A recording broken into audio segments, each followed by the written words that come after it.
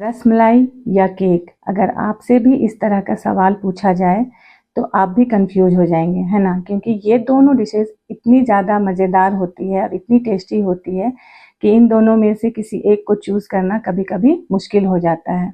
फिर क्यों ना आज एक ऐसी डिश बनाई जाए जिसमें केक और रसमलाई दोनों का टेस्ट एक साथ मिले और बिल्कुल मिनटों में बनकर तैयार भी हो जाए। फिर बिना देर किए, बिना किसी तामझाम के, सबके दिलों को खुश कर देने वाली इस मज़ेदार सी रसमलाई केक की रेसिपी को बनाना शुरू करते हैं। सबसे पहले इसके लिए रस बनाकर तैयार करते हैं। तो मैं यहाँ पर 1 लीटर फुल फैट मिल्क ले रही हूँ। आप कोई सा भी मिल्क इस्तेमाल कर सकते हैं और इसे बिल्कुल रबड़ीदार, बहुत ही मज़ेदार गाढ़ी गाढ़ी से रस बनाकर इसकी हमें तैयार करनी है।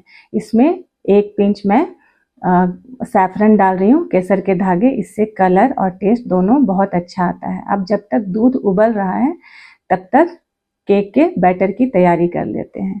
तो यहाँ पर मैं 1/4 कप घी ले रही हूँ। आप ऑयल या बटर किसी भी चीज़ का इस्तेमाल कर सकते हैं।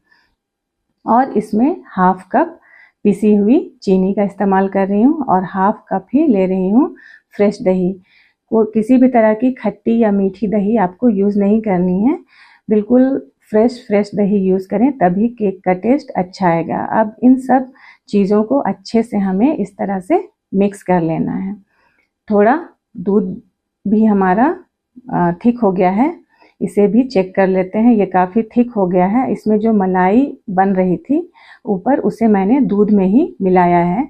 तो ये काफ़ी थिक, बिल्कुल रबड़ीदार दूध ये बनकर तैयार हो गया है। तो अब इसमें जितना आपको मीठा पसंद है उसके मुताबिक चीनी ऐड करना है और इलायची का पाउडर। तो मैंने 3 टेबलस्पून चीनी ऐड किया है और 1/4 टीस्पून मैंने इलायची का पाउडर और ऐड किया है इसमें, और कुछ भी नहीं।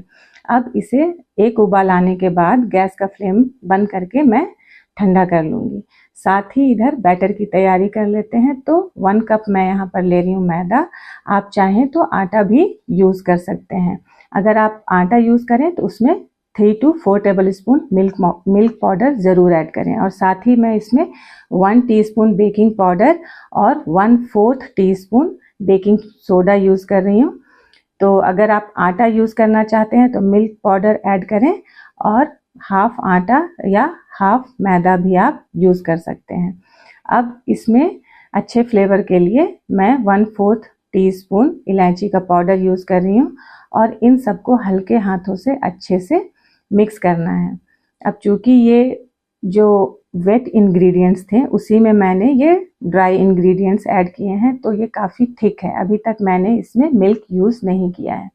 तो 1/2 कप मिल्क ले रही हूँ मैं। रूम टेम्परेचर में रखा था मैंने मिल्क को, और बिल्कुल थोड़ा थोड़ा करके ऐड करना है, एक ही बार नहीं ऐड करना है, नहीं तो ये पतला हो जाएगा। और थोड़ा थोड़ा मिल्क ऐड करके मैंने इस तरह का बैटर तैयार कर लिया है। इससे ज़्यादा थिक भी नहीं होना चाहिए और इससे ज़्यादा पतला भी नहीं होना चाहिए। और इस तरह के बैटर तैयार करने में इतना सा दूध बच गया है और इसे मैं अब यूज़ नहीं करूँगी। 2 टेबलस्पून के करीब दूध बच गया था। और इधर रबड़ी भी हमारी अच्छे से तैयार हो गई है और रूम टेम्परेचर में आ गई है। तो इसे अब मैं फ्रिज में रख दूँगी ताकि ये अच्छे से ठंडा हो जाए, क्योंकि रसमलाई केक है तो जब तक केक बनेगा तब तक रबड़ी हमारे अच्छे से ठंडी हो जाएगी। तो अब केक बनाने के लिए मैं यहाँ पर सिंपल सा स्टील का फ्राइंग पैन यूज़ कर रही हूँ। उस पर मैंने एक बटर पेपर लगाया है और सारा बैटर इसी में डाल देना है। बहुत ही सिंपल तरीका है ये केक बनाने का और बहुत ही आसानी के साथ मिनटों में इस तरह से फ्राइंग पैन में केक बनकर तैयार हो जाता है। अब इसे थोड़ा सा हिलाकर अच्छे से सेट कर लेना है। और गैस में मैंने एक पुराना तवा रखा है, उसे 2 मिनट पहले मैंने बिल्कुल स्लो फ्लेम में प्री हीट करके रखा है और उसी में मैंने ये पैन डाल दिया है, फ्राइंग पैन। अब इसे 25 से 30 मिनट के लिए हमें कुक करना है। तो 25 से 30 मिनट में ये कुछ इस तरह का हो जाएगा। बिल्कुल स्लो फ्लेम में कुक करना है, जो सबसे मिनिमम हो। अब टूथपिक डाल के मैं आपको दिखा रही हूँ कि ये बिल्कुल अच्छे से अंदर से पक गया है। आप किनारों में भी देख सकते हैं कि कलर डार्क हो गया है और ये ऊपर से भी आपको इसमें काफ़ी जाली नज़र आएंगे, इससे आपको पता चल जाएगा कि ये काफ़ी सॉफ्ट और स्पॉन्जी केक बनकर तैयार हुआ है।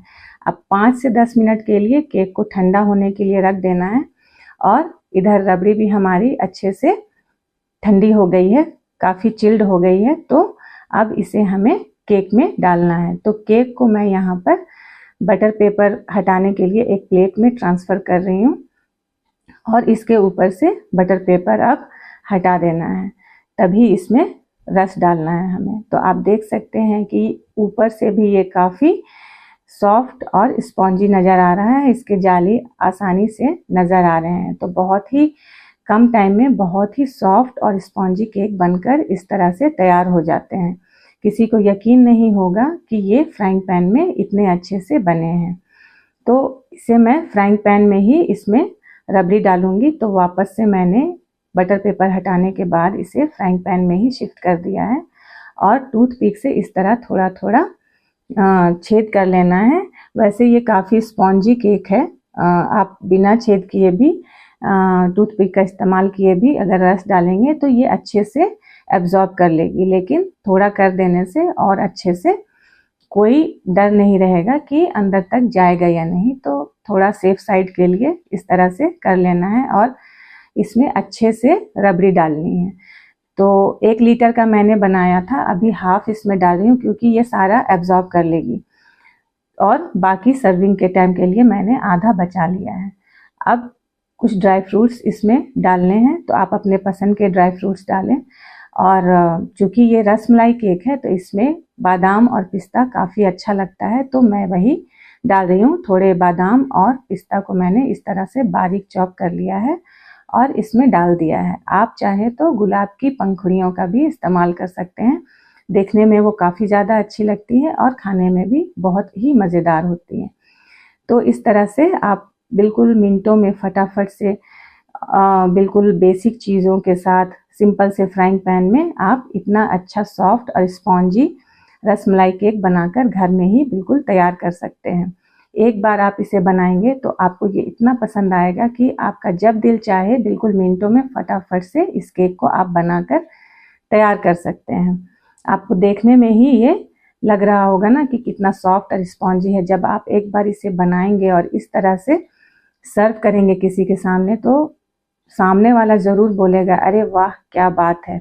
और एक बार आप इसे खा कर देखिए इस तरह से बनाकर, तो आपको मार्केट वाले सभी केक फीके लगने लगेंगे। बहुत ही जायकेदार और बहुत ही मज़ेदार, बिल्कुल कम टाइम में बनकर ये तैयार हो जाती है। तो इस बार जब आपको कन्फ्यूजन हो कि रसमलाई बनाई जाए या केक, तो इस रेसिपी को ज़रूर ट्राई करें। एक में दोनों का टेस्ट मिलेगा। और इस तरह की सिंपल और मज़ेदार आसान सी रेसिपी के लिए मेरे चैनल को लाइक, शेयर और सब्सक्राइब करना बिल्कुल ना भूलें।